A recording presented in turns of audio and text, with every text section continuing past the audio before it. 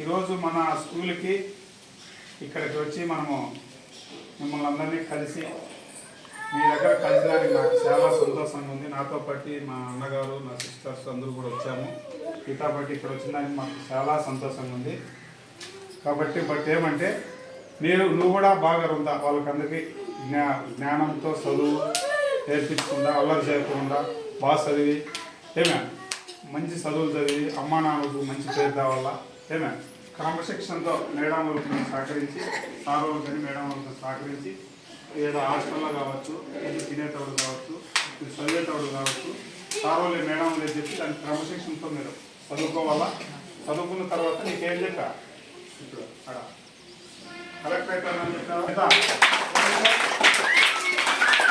కావాలా ఇష్టం కావాలా. కాబట్టి అందరికీ నువ్వు కూడా అందరికీ ఆదర్శంగా నువ్వు నిలబడి వాళ్ళ క్రమశిక్షణతో మాటలు తెలియకుండా కూడా వాళ్ళకి నేర్పించుకొని క్రమశిక్షణ ఉండాలని చెప్పి ఆశిస్తున్నాను. ఓకేనా?